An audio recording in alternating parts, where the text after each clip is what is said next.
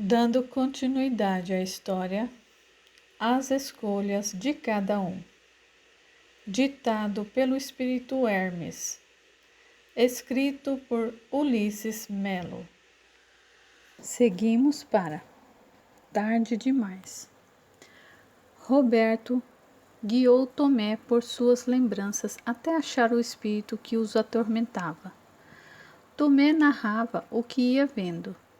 As cenas eram fortes: morte, morte e mais morte.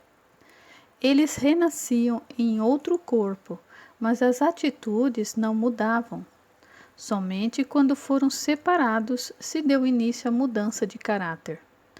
Porém, Enéas morreu, e nas lembranças, a sede de vingança falou mais alto. Então é isso? A sequência de reencarnação desses três homens é impressionante. Roberto trouxe Tomé de volta do transe, mas Carlos continuou preso. Você fez alguma coisa com ele, Roberto? Não. Era para ele só assistir, mas pelo que você me narrou, a ligação de vocês vem de muitas vidas. E o que isso tem a ver com ele estar assim? Ora, seu espírito vibrou de alguma forma no dele, e os dois entraram em transe. Pois acorde ele. Já tentei. Ele deve estar em alguma memória muito profunda. E realmente estava. Carlos se via em uma casa simples e junto dele Helena. Dessa vez, ela era sua esposa. Uma menininha brincava junto com um cachorro no quintal, quando um grupo se aproximou. Leve ela para dentro, amor.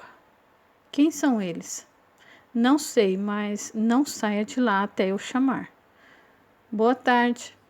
Poderia nos dar um pouco de água? Nosso cavalo estão cansados. Mais à frente, vocês acharão um riacho. Queremos também aproveitar essa sombra, se não se importar, é claro.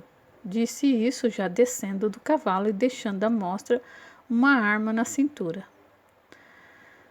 Trarei um balde. Peço que fiquem aí.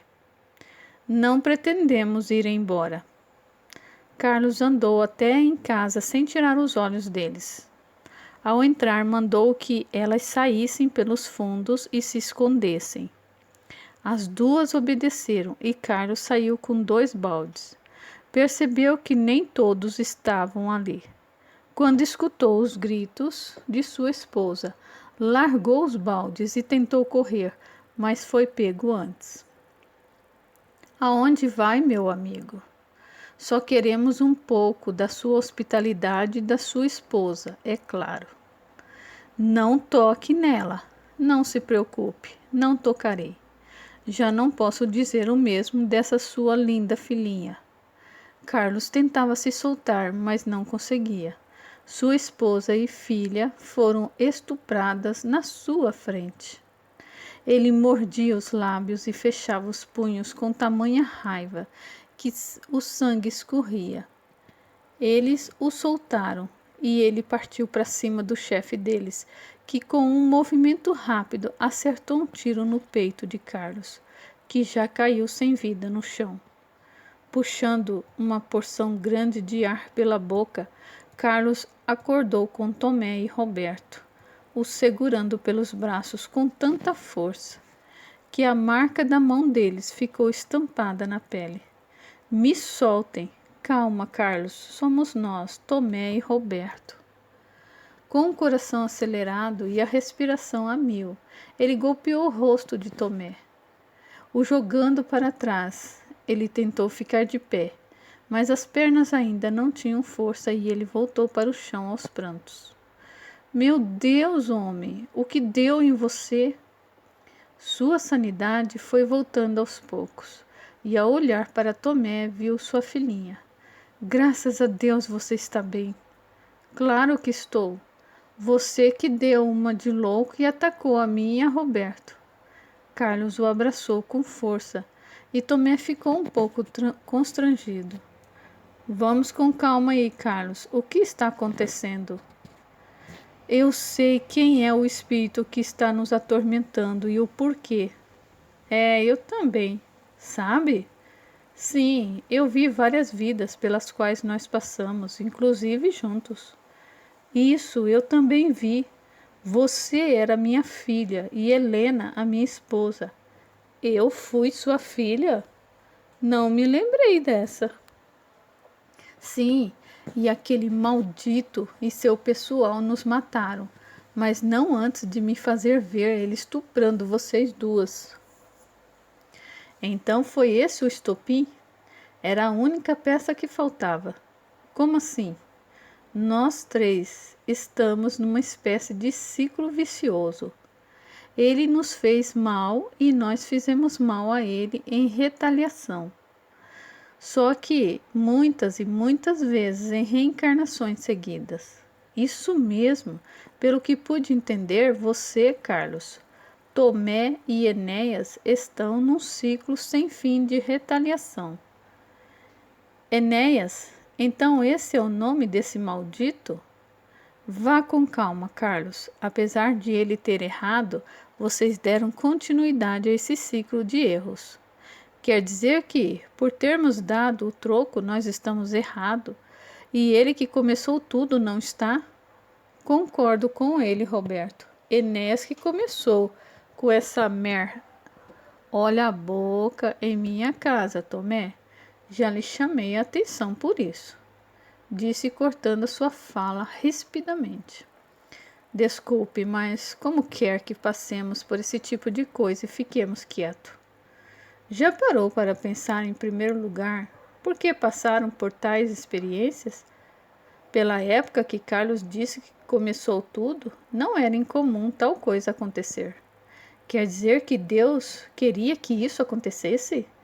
Rapaz, quem sou eu para dizer o que Deus acha? Apenas disse que provavelmente estava em seu caminho. Já não me importa, agora sei quem ele é e vai me pagar por tudo o que fez. Isso não fará terminar com esse ciclo, Carlos. Perdoar e seguir seu próprio caminho é tudo o que deve fazer. Perdoar? Nunca! Você não faz ideia do que é assistir a sua família passar pelo que ela passou sem poder fazer nada. Tomé era só uma criança e eles não tiveram piedade. Você pensa da mesma forma, Tomé? Antes de responder, lembre-se de tudo que me contou enquanto recordava suas vidas.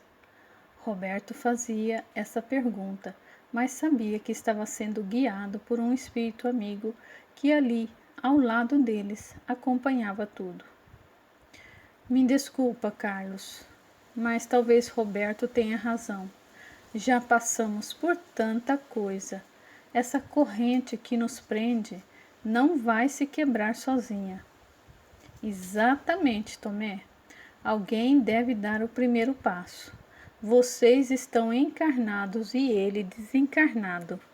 Em algum momento a espiritualidade irá o chamar para suas responsabilidades mais uma vez. E sua filha, Tomé? Por culpa dele, Miriam quase morreu e a pequena Helena não nasceu.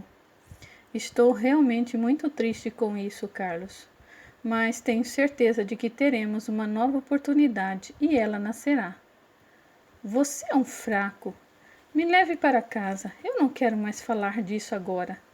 Tomé agradeceu a Roberto e foi embora com seus pensamentos confusos. Enquanto Carlos tinha certeza de que não deixaria tudo acabar sem Enéas sofrer. Já sozinho em casa, o espírito ainda estava ao lado de Roberto. Obrigado por me permitir falar. Se for para ajudar, estarei à disposição. Você acha que eles vão tomar a decisão certa? Estamos trabalhando para isso. Lucas saiu da casa de Roberto e foi se encontrar com Raquel, que vagava sem rumo. Olá, já está melhor? Lucas, o que faz aqui? Vim ajudar uma amiga que se perdeu no caminho. Eu errei, mas eu vou consertar tudo, você vai ver. Não tem por que fazer isso sozinha, Raquel. Então, também errei e peço desculpas. Eu devia ter lhe dado um apoio melhor. Eu estraguei tudo sozinha, não é culpa sua. Todos temos nossa parcela de culpa. Então, por que não nos ajudamos para resolver tudo? Você me aceita de volta? Você nunca devia ter partido, minha amiga. Vamos, disse esticando a mão para Raquel. Tomé deixou Carlos em casa e foi se encontrar com Miriam e Léo. Em casa sozinho, Carlos estava transtornado. As imagens do abuso ainda estavam vívidas em sua memória. Deixar pra lá. Esse cara nunca terá descanso enquanto eu existir, nem que eu precise passar para o outro lado de lá para fazê-lo pagar. E no plano espiritual, Enéas pensava parecido. Sua sede por vingança não havia diminuído, mesmo tendo conseguido parte do que queria com Tomé e Miriam, perdendo a sua filha. Isso ainda não foi suficiente. Eles vão ter mais, muito mais. Disse isso já se encaminhando para a casa de Carlos com mais rancor e raiva que nunca. Do livro As Escolhas de Cada Um. Seguimos para Tristeza na Alma. Oi, passei para ver se precisava de alguma coisa. Na verdade, eu gostaria de notícias de meu irmão. Sabe de algo? Sei, mas nada iria te ajudar com a missão de melhoramento em que você, no momento, está focada. Acho que, na verdade, iria lhe atrapalhar.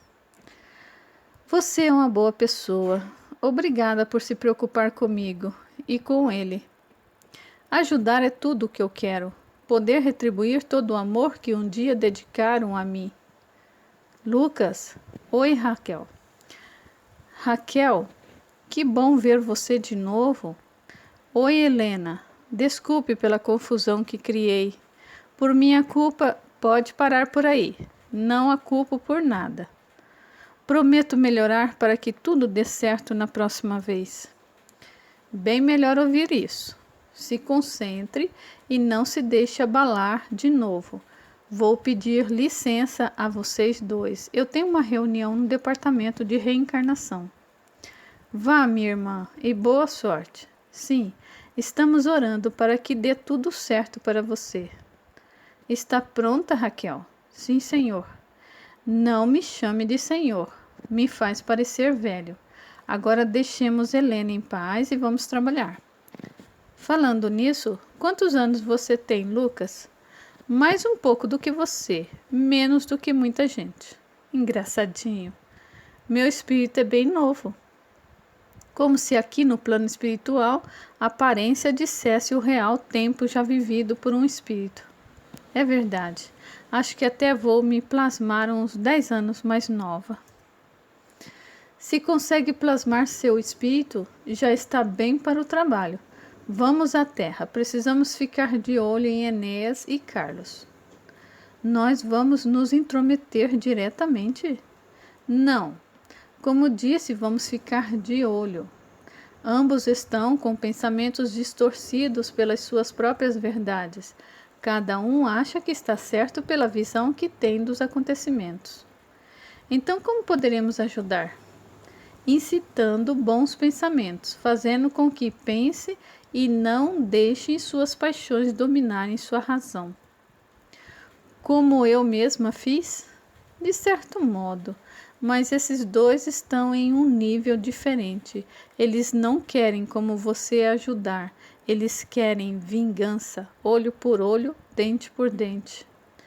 Isso sempre acaba mal para ambos os lados.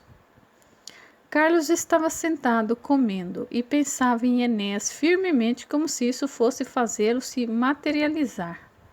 No mesmo cômodo, Enéas, ainda fraco pelo ataque que recebeu de Helena, aguardava o momento em que poderia agir e fazer alguma maldade com Carlos. Vamos, seu infeliz, apareça para mim e receba toda a minha ira. Assim que eu conseguir, farei isso, seu miserável. Você vai sentir toda a minha raiva guardada ao longo dos anos. Eles travavam uma batalha mental, sem nem ao menos perceber isso. Uma nuvem escura pairava sobre a cabeça de Carlos. Lucas e Raquel estavam invisíveis para Enéas, que nem mesmo sentiu a presença deles. Eu cuido de Enéas, mande bons pensamentos para Carlos. Pode deixar. Raquel começou fazendo com que Carlos começasse a escrever, coisa que não fazia desde toda essa confusão foi armada. Ele segurava a caneta, mas nenhuma palavra lhe vinha à mente.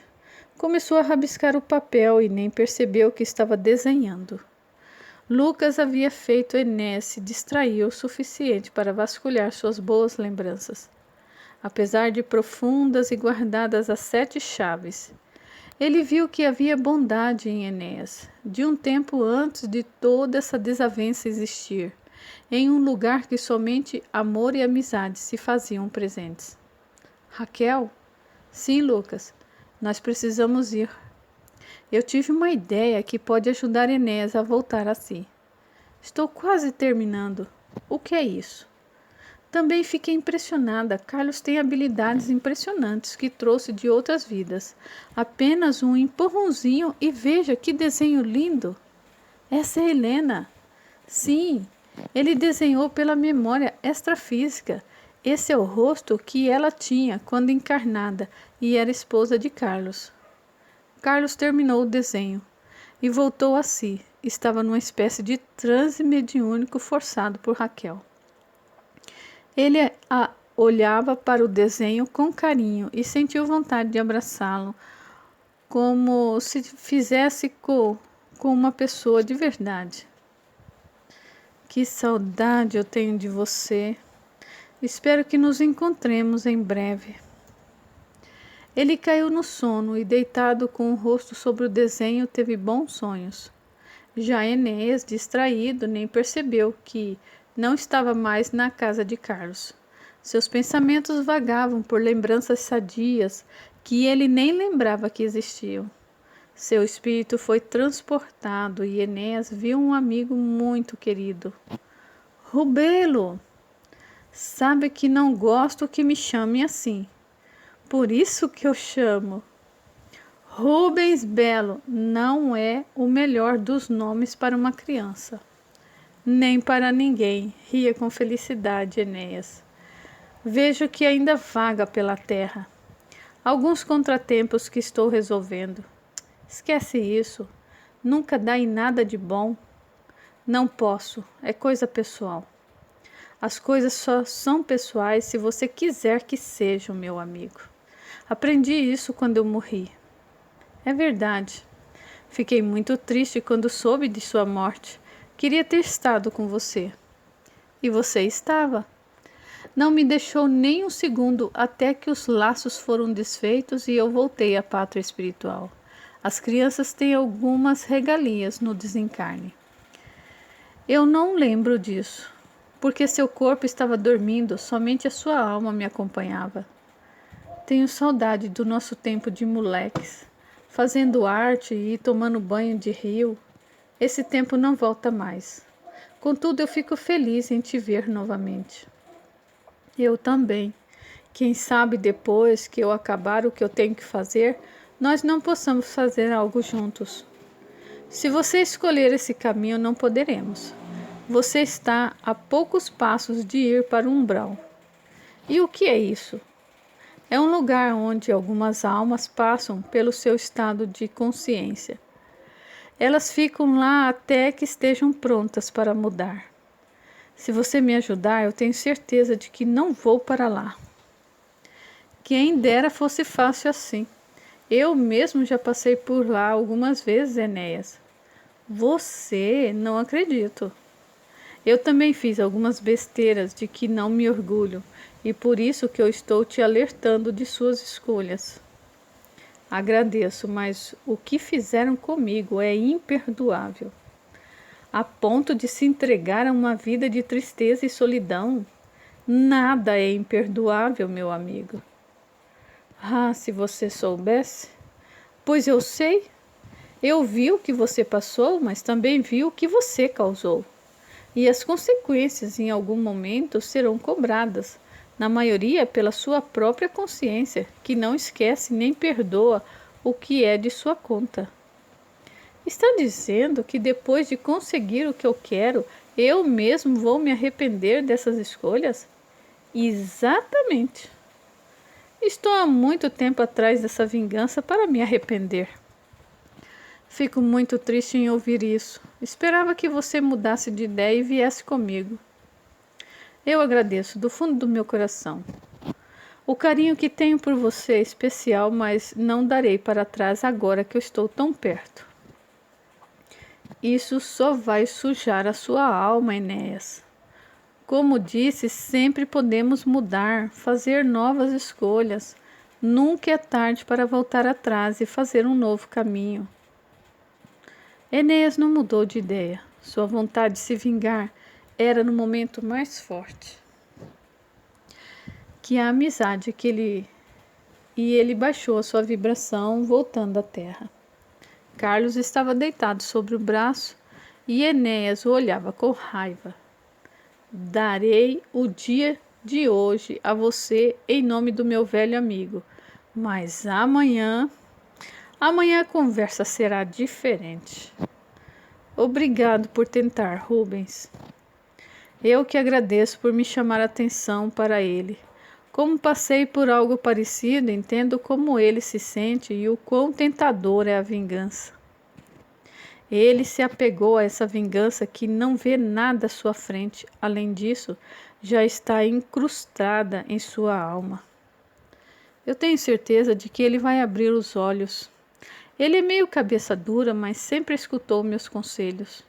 Na hora certa, ele vai escolher o caminho do bem. Contamos com isso. Mais uma vez agradeço a ajuda.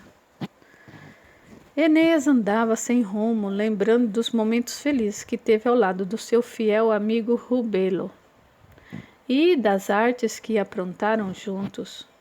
Se fossem irmãos de sangue, não seriam tão unidos como eram. Já Carlos continuava a sonhar. Estava sentado numa cadeira de balanço enquanto lia um de seus livros para uma criança que estava no seu colo. E eles viveram felizes para sempre. Por que a bruxa teve que morrer, vovô? Porque ela era má. E ela não podia mudar e ficar boa? É uma boa pergunta, minha neta. O que você acha? Acho que se eles conversassem igual mamãe e o papai quando brigam, ela ia ficar boa. As pessoas não mudam assim. A imagem foi mudando, assim como a voz da criança. Então, por que você está mudando? Você é uma pessoa tão boa e está com esses pensamentos de raiva e de vingança. Deixe que eles escoem até sumirem. Senhor Matias? Olá, Carlos. Enfim despertou. Então era o senhor tentando me fazer mudar de ideia? Apenas disse a verdade. Acho que está na hora de vocês conversarem e se acertarem. Nós iremos nos acertar. Na verdade, eu irei acertar tudo o que ele me deve com juros. Carlos, a vida não acaba depois que o corpo vai embora. Temos uma eternidade pela frente. Você não quer passar o resto dela se lamentando pelas escolhas que poderia ter feito, ou tendo que voltar diversas vezes. A fala foi cortada. Carlos acordou sobressaltado com água caindo no seu colo. Havia esbarrado enquanto dormia na garrafa, que entornou e borrou todo o desenho que havia feito. Mas que droga! Ele deu um soco na mesa e amassou o desenho, jogando longe. Acabou tirando a camisa e secando a mesa e a calça com ela. Pegou uma faca e cortou um pedaço de maçã que estava sobre a mesa. Ela deslizou como se cortasse manteiga. Não importa quem me peça, essa vingança vai acontecer. Já me encheu as pessoas querendo que eu seja bonzinho e deixe para lá. Quer saber? Se prepare, Enéas, porque eu estou chegando. Do livro As Escolhas de Cada Um. Seguimos para a pior das escolhas. No momento da raiva, ele nem mesmo sentiu a dor dos cortes. Apenas fechou os olhos e sentiu o sangue quente escorrer pelos braços apoiado na mesa. Sua raiva o mantinha acordado. Já havia perdido uma boa quantidade de sangue e nesse momento era para estar desmaiado, mas se mantinha alerta. Queria ver a cara de Enéas e acertar suas contas o quanto antes. Nada aconteceu como esperava. Em vez de ver Enéas, viu foi seu corpo sem vida tombado sobre a mesa, com seus pulsos agora dependurados e uma enorme poça. Onde você está? Apareça! Por um milésimo de segundo, ele viu o rosto de sua irmã cabisbaixa e se arrependeu. Era tarde demais. Seu corpo físico já não era mais um receptáculo para sua alma imortal, e se viu sendo arrastado para longe de tudo. Sua alma estava sendo puxada como imã puxa o metal. Primeiro veio a escuridão e o silêncio. Tem alguém aí? Ele não pôde contar quanto tempo perguntou isso ou quanto tempo ficou nesse estado. Era um eterno vazio. Sentia dores no pulso, fome, e tentou tatear em meio à escuridão, mas mesmo o que conseguia sentir no chão não tinha força nos pulsos para pegar e levar até a boca para tentar comer. Parecia uma eternidade. Chorou e nem mesmo as lágrimas caíam de sua face. Era como se Deus achasse que nem isso ele merecia. Alguém, por favor! O sofrimento daqueles que fazem a escolha de tirar a própria vida não pode ser aliviado ou diminuído, a não ser pela misericórdia de Deus. E quem disse isso? As memórias de Carlos iam se apagando, ou pelo menos se escondendo dele mesmo. O tempo passou e já não se lembrava de sua vingança, ou seu próprio nome. Apenas a dor mantinha viva a ciência do ato que cometeu. Não se lembrava o porquê o fez, mas revivia a cena de cortar os pulsos sempre que fechava os olhos. Seu perispírito debilitado já não se locomovia, apenas respirava. Seu estômago parecia ser um buraco. Sentia fortes dores na barriga que ligava à falta de comida, e seu lábio ressecado estava todo cortado e com feridas que quase não deixava fechar a boca. Tem alguém aí? Mais uma vez apagou. Miriam e Dona Clara acharam o corpo de Carlos. Não havia nenhuma carta explicando por que ele havia feito aquilo, ou algum sinal de arrombamento mostrando que fora forjado o suicídio. Apesar de muito abaladas, elas chamaram a polícia e avisaram Tomé e Jorge. Tomé ficou por alguns dias transtornado, se culpando. Sabia que a escolha que ele fez tinha a ver com o que presenciaram na casa de Roberto. Acho que foi tudo culpa minha. Cada um faz as suas escolhas, Tomé. Mas eu que o trouxe aqui, Roberto. Ele estava em melhores condições do que eu até relembrar o passado. Agora entendo por que o esquecimento é um dom. Eu lhe disse isso. Conhecimento é caminho sem volta. Vocês fizeram essa escolha e vão pagar por ela. E, como pode ver, a vida cobra caro. Percebi da pior forma. Nunca imaginei que ele faria a mesma coisa que a irmã. Ele ficou cego pela vingança, e isso dá abertura para os pensamentos que jamais passariam por nossas cabeças. Assim é com as pessoas que estão depressivas. E agora, o que podemos fazer? Nada que não seja rezar e pedir pela alma dele. Você não tem algum feitiço? Sem mais feitiços para você, Tomé. Terá que seguir a sua vida da forma difícil como todos nós. Já devem ter lhe ensinado no seu centro sobre os suicidas. Confesso que eu não prestei muita atenção, pois então vá se informar e entenderá que ela é a pior das escolhas. Agora vá, que está na hora de minhas rezas. Pedirei por seu amigo nelas. Obrigado e desculpe se fui grosseiro. Ainda estou nervoso. Eu tenho sonhado com o espírito de Carlos me cobrando pela sua morte. É tudo coisa da sua cabeça que se culpa. Saiba que o espírito dele não está na terra desde o momento de sua morte. E onde ele está? Vá embora, Tomé. Comece a prestar mais atenção em sua vida e naqueles que estão vivos à sua volta e que dependem de você. Triste, Tomé se retirou e foi para casa. Tentou melhorar, mas seus pensamentos de culpa cada vez mais o jogavam para baixo. Meses se passaram e Dona Clara viajou e foi morar com sua irmã. Como não havia mais Carlos para ficar com a casa, eles a alugaram e ficaram de mandar o dinheiro para ela todo mês. Vamos, Léo, você vai se atrasar. Já vou. Desculpa, mas depois a gente brinca mais. Com quem você está falando? Com ninguém, disse ele piscando para a jovem Helena, que mais uma vez se preparava para reencarnar. Você está vendo espírito de novo? Você não tem medo? Não, já me acostumei. E esse é um espírito bom.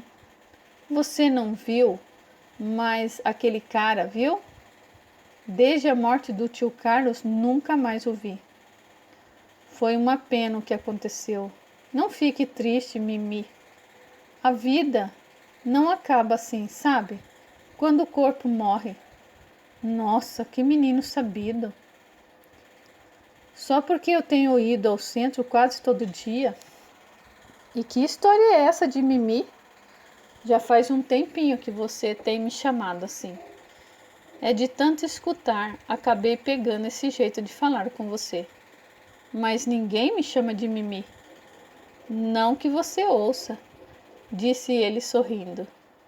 Não vai me dizer que os arrepios que às vezes sinto é um espírito me rondando. É, mas logo você vai ver que é um dos bons.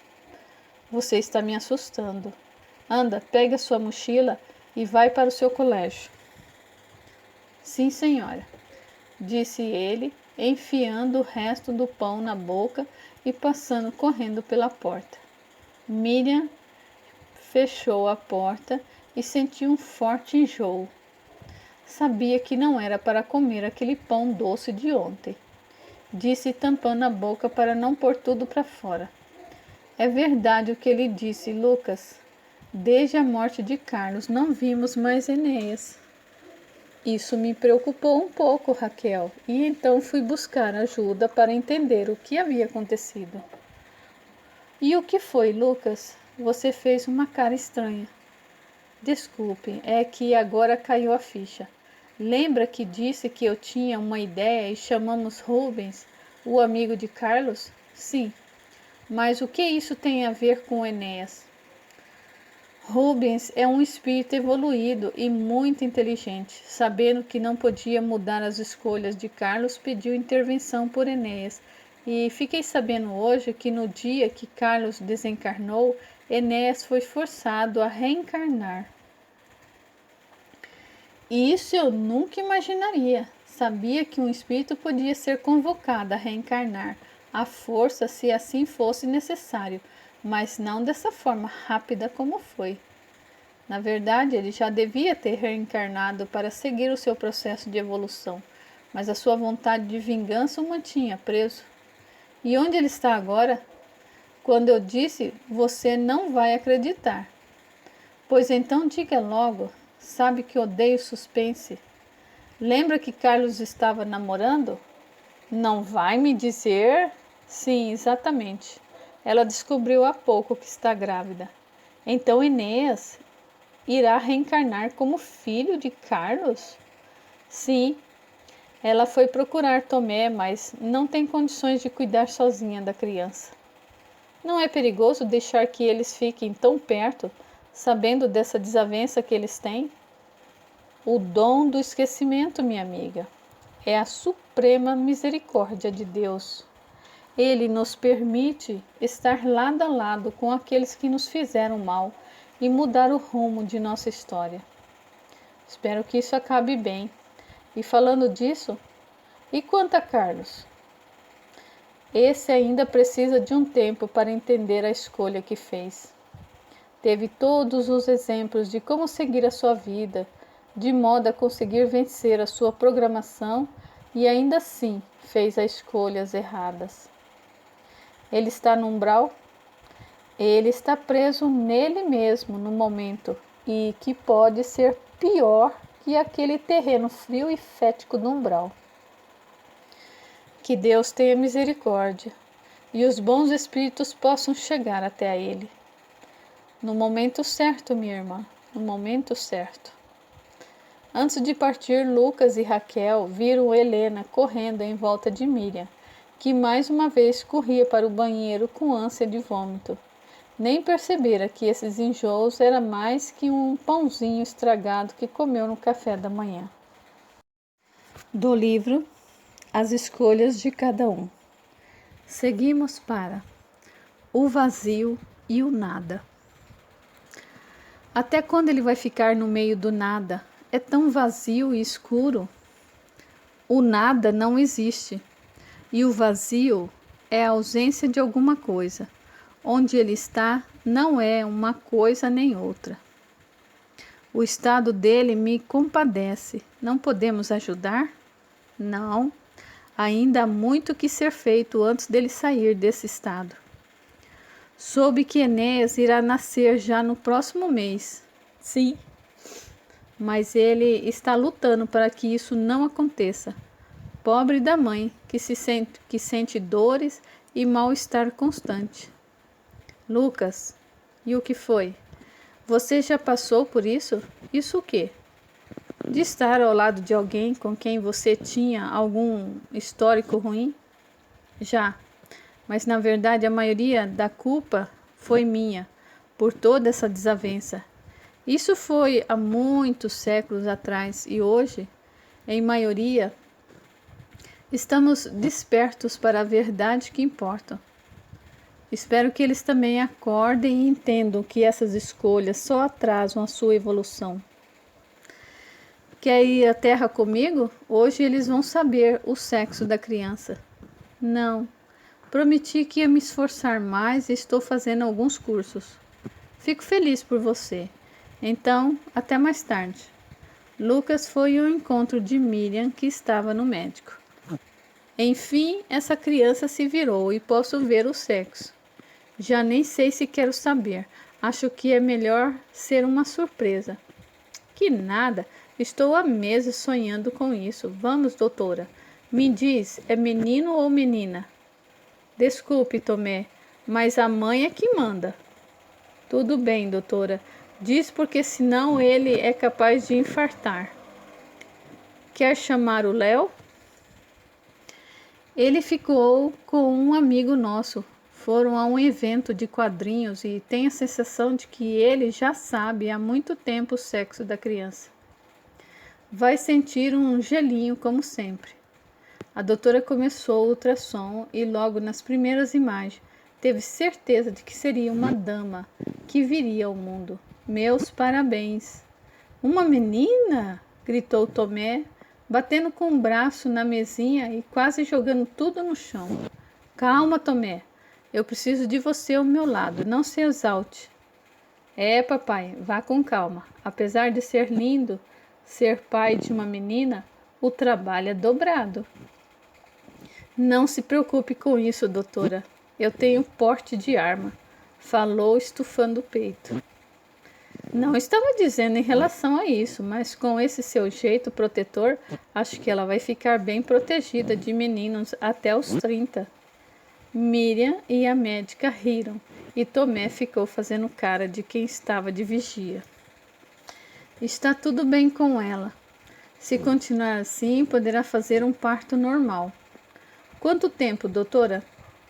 Ela já está com 27 semanas. Tomé ficou calado e olhou para Miriam, que riu. Ele não sabe contar, doutora. Para ele, tem que ser em meses. Equivale ao 7º mês, Tomé. Agora sim, vocês ficam falando difícil. Lucas estava feliz, apesar dos acontecimentos. Alguns meses antes terem abalado aquela família, parecia que tudo ia se acertando. Carlos a cada dia ficava mais perdido. Ficou deitado sem se mover por tanto tempo que, ao tentar se virar, seu corpo quase não obedecia. Havia saído do lugar onde estava e agora seu corpo estava praticamente submerso em uma espessa camada de lodo. Cuidado, não vá muito fundo sozinho, Ezequiel. Ezequiel andava olhando tudo em volta, ouvindo a voz de alguém. Depois de tanto tempo, lentamente Carlos levantou a cabeça, mas não conseguia falar nada. Usou toda a sua força para mover uma das mãos que aos poucos ia saindo de dentro daquele lodo. Não saia assim de perto do grupo, Ezequiel. Lembre-se de que você ainda está aprendendo. Os ares desta parte do umbral são muito pesados e não devemos nos afastar dos amigos Exus. Me desculpe, é que eu pensei ter ouvido alguém ali. Não vejo nada. Deve ter sido impressão minha. Venha, vamos voltar. Eles se viraram no mesmo momento que Carlos conseguiu levantar a mão.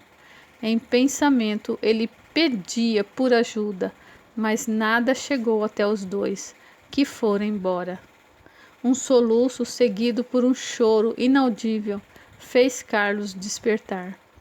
Alguém me ajude. Ele tentava falar, mas as palavras não saíam da sua boca. Seu movimento de levantar o braço o fez afundar ainda mais na lama e parecia que ela ia o engolir.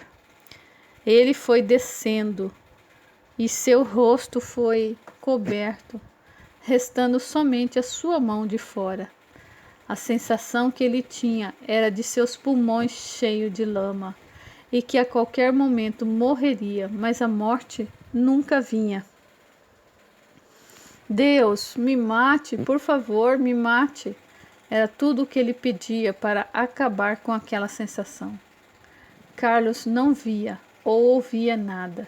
Estava enterrado vivo. O grupo que fazia uma ronda pelo umbral mais profundo havia se retirado, porém o jovem Ezequiel estava com aquela sensação de que havia deixado alguma coisa para trás. Você se chama Ezequiel, não é isso? Sim, senhor. É uma honra poder aprender com o senhor. Eu não sou nada. Todo o trabalho pesado acaba ficando com os nossos amigos Exus. Eles fazem realmente um trabalho digno de receber muitos méritos, o que na maior parte do tempo não acontece, infelizmente. Eles não se importam com isso, e nem deveriam. Eles trabalham pelo amor e caridade, e não para se fazerem visíveis. Mais um motivo para serem exaltados. Vim até você porque sei que algo lhe incomoda. O que é? Na verdade, também não sei, senhor Pilatos. Desde que cheguei aqui, nesta parte do umbral, alguma coisa está me chamando. Entendo. Venha, caminhe comigo um pouco. Não faz mal nos afastarmos do grupo? Não se preocupe. Estamos bem assistidos, não é, meu amigo?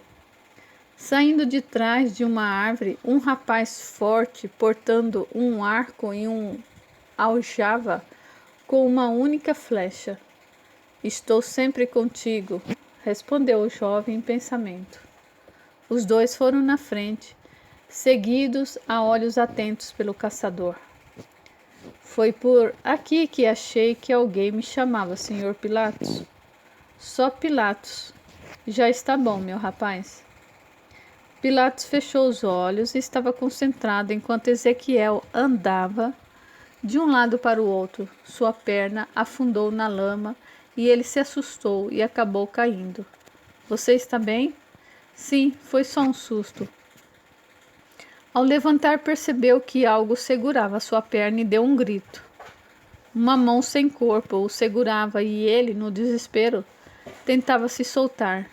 O jovem caçador preparou uma flecha, mas Pilatos levantou a mão para que não fizesse nada. Se acalme, Ezequiel, eu vou te soltar. Pilatos abaixou e com delicadeza soltou a mão que o segurava. É uma mão igual à sua, fique calmo. Senhor Pilatos, eu cuido disso, meu amigo. Pode baixar seu arco. Então foi aqui que você veio parar? Segurando firme, ele puxou para cima o corpo de Carlos, que parecia estar se deteriorando naquele lugar. Havia muito tempo. O cheiro de carne morta era forte. Meu bom Deus, isso é uma pessoa? É uma pessoa que fez as escolhas erradas, Ezequiel. Seu corpo parece estar podre, mas seus pulsos ainda sangram, reflexo das escolhas que ele fez. Podemos ajudá-lo? Pilatos olhou para o caçador, que fez sinal negativo com a cabeça. Ele precisa ficar aqui ainda por um bom tempo, Ezequiel. Mas, senhor Pilatos, no estado em que ele se encontra, o senhor acha que ele irá melhorar? O que você acha? Acho que devemos ajudar. O querer e o poder às vezes entram em conflito. Não podemos tirá-lo daqui neste momento.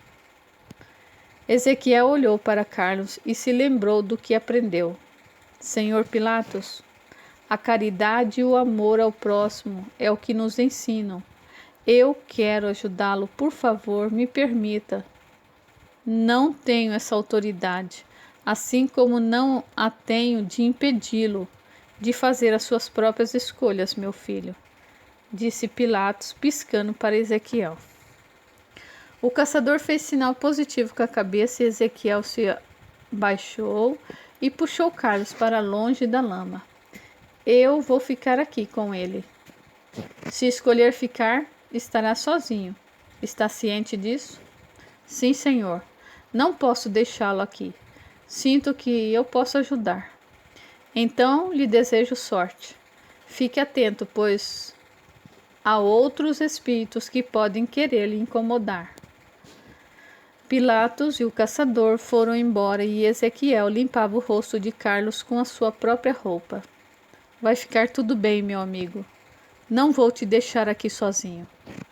Tem certeza que não quer que eu fique com eles, senhor Pilatos? Não. Deixe que eles aprendam o poder de suas escolhas.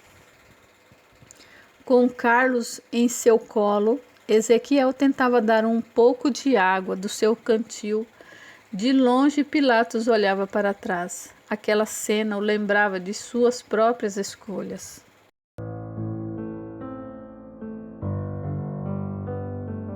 Aguardem, a história continua.